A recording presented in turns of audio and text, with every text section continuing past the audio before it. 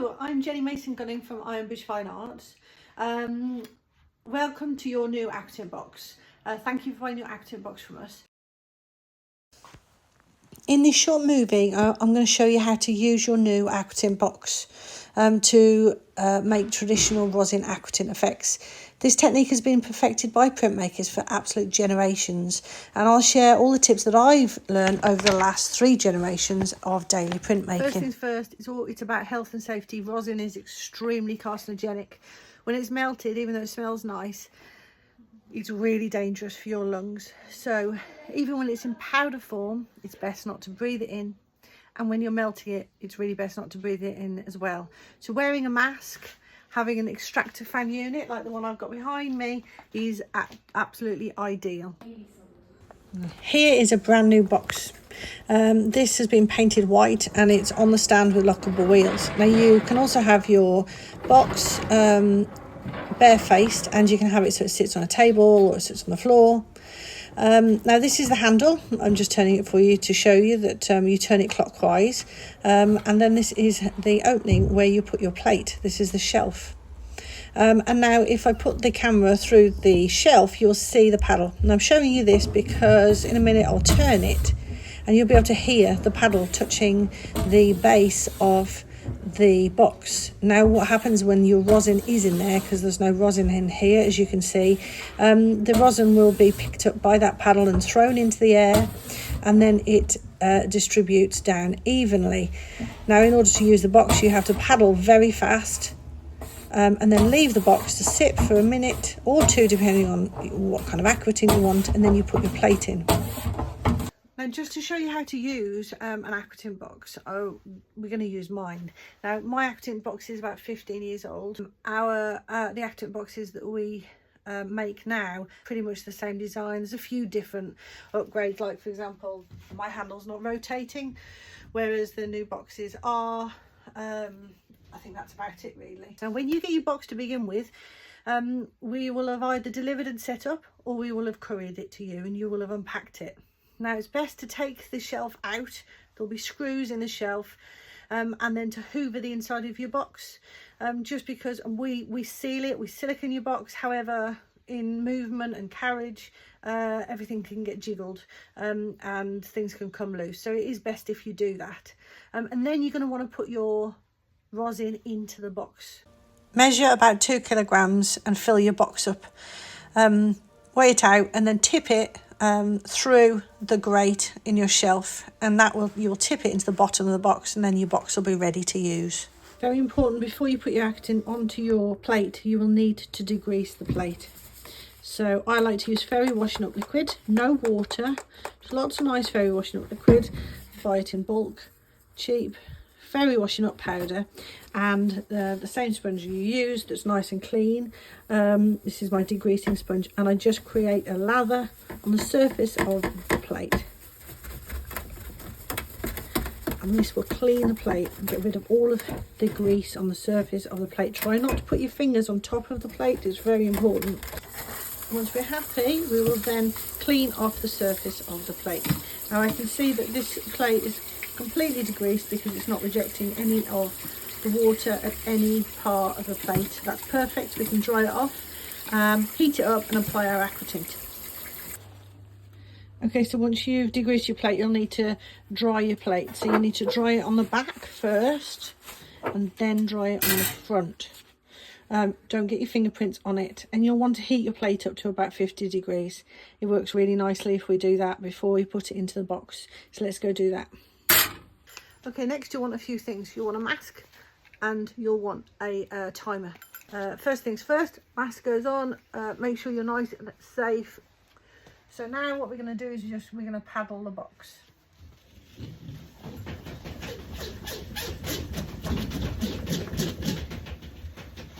And now I just want to leave it for 1 minute before I put my plate in. The reason is when you first do that, all of the particles get really, really busy. I don't want to put my plate in right then. I actually want a really light Aquatint. So I'm going to leave my plate in for 2 minutes. So in a minute this will go off. I will undo this, take out my carrier board, put my warm plate on it and then leave it in the box for 2 minutes. Okay, so my plate's ready, 50 degrees. I'm going to take this out.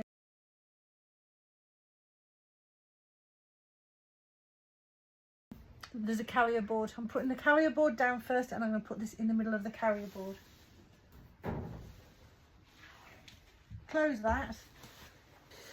Now I just want a light aquatint here, so I'm going to put this on for 2 minutes.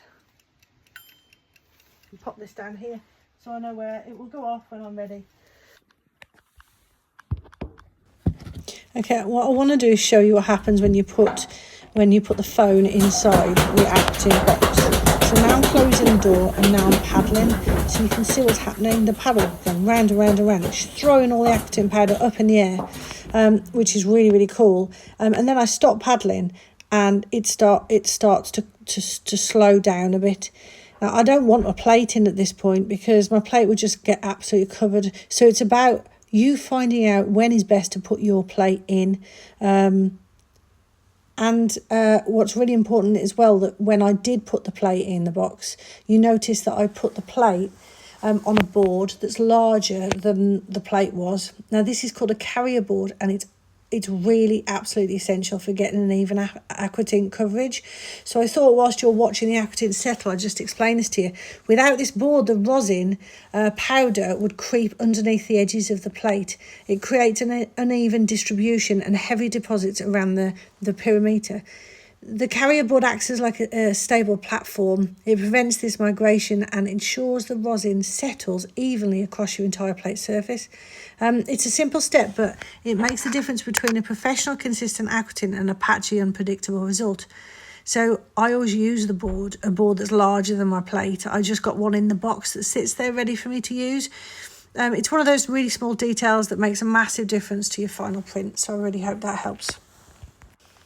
Now, as you can see now that the powder's really, really getting fine now, and it's settling gently.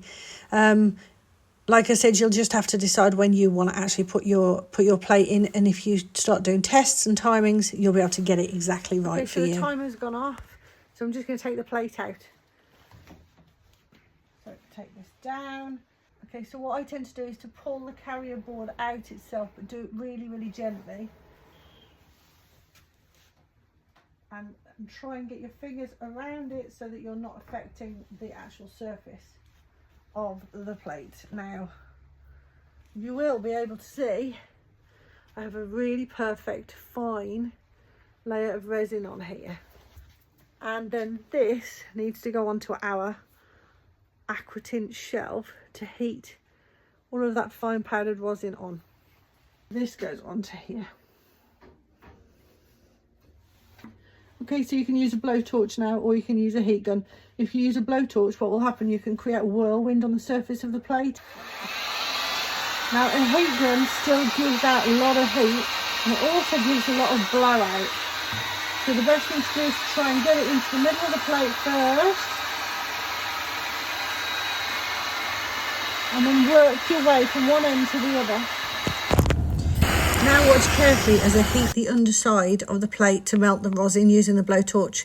It works really fast, so you have to move as soon as it starts melting, otherwise the rosin can fuse together, which ruins the plate. Right, watch as I do that, and I'm just going to explain what would happen next. Once you've melted all the rosin, let it cool completely. The plate will be extremely hot now, so just be careful and keep your extractor unit running to get rid of all the nasty fumes. Next, you can start painting your tones out on your plate, or you can use spit bite technique. But before you do any of that, I highly recommend making lots of test plates just to get all the key factors working well together for you.